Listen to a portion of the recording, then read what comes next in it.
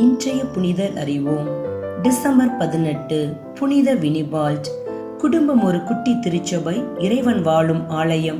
அக்குடும்பத்தின் உறுப்பினர்கள் அனைவரும் இறைவனோடு இணைந்து நல்லொழுக்கத்தில் வாழும் பொழுது குடும்பத்திலிருந்து இறை அழைத்தல் உதயமாகும் என்பதற்கு சான்றாக வாழ்ந்தவர்தான் வினிபால்ட். கிபி 702 ஆண்டில் மேற்கு சாக்சன் பகுதியில் மதிப்பும் மாண்புமிக்க ரிச்சர்ட் என்பவரின் 3 பிள்ளைகளுள் ஒருவராக பிறந்தவர்தான் வினிபால்ட். வில்லிபால்ட், வால்பர்கா இருவரும் இவரது சகோதர சகோதரிகள். வினிபால்ட் அவரது தந்தை மற்றும் சகோதரருடன் கிபி 721 ஆண்டு ரோமைக்கு திருப்பயணம் மேற்கொண்டார். இவரது தந்தை ரிச்சர்ட் இத்தாலியிலே இறந்து போனார். வினிபால்ட் தனது மேற்படிப்பை படித்தார்.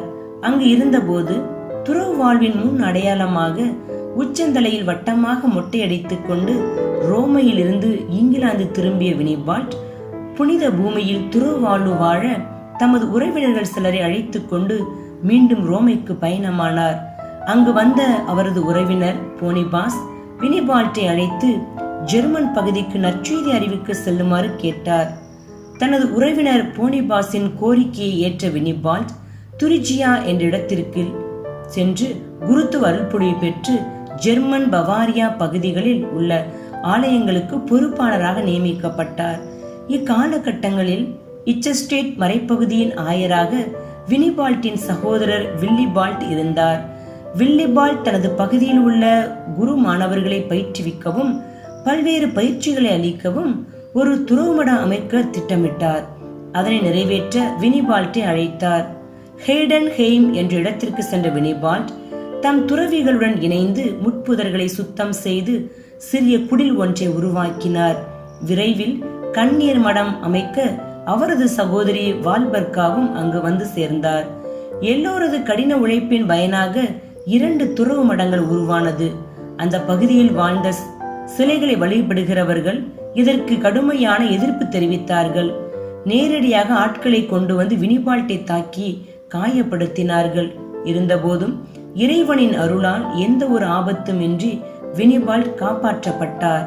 தமது மடத்தில் புனித ஆசீர்வாதப்பர் விதிமுறைகளை வினிபால்ட் நடைமுறைப்படுத்தினார்.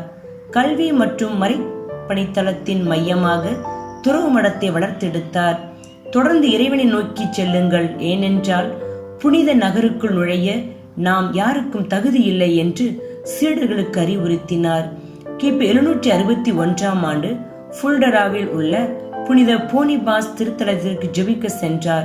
ஹேடன் ஹெய்ம் திரும்பும் வழியில் நோயுற்று மிகவும் சோர்வுற்று பேசும் சக்தியற்று தன் துருவமடத்திற்கு வந்த வினிபால்ட் சிறிது நேரத்தில் ஒரு சில வார்த்தைகளை மட்டுமே தன் சீடர்களுக்கு கூறிவிட்டு கிபி 761 ஆண்டு டிசம்பர் 18 அன்று இறந்தார். இவரது கல்லறை திருத்தலமாக, புதுமைகள் விளங்கும் அருள்தலமாக மிக விரைவிலேயே வளர்ந்தது.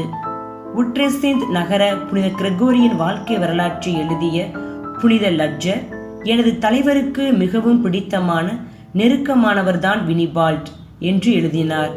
தாம் வாழும் போதும் இறந்த பிறகும் எண்ணற்ற புதுமைகளை செய்தார் என குறிப்பிடப்பட்டுள்ளார். புனிதரிடமிருந்து கற்போம். நமது தூய வாழ்விற்கு நாம் பெற்றுக்கொண்ட அழைத்தலில் நிலைத்து நிற்போம்.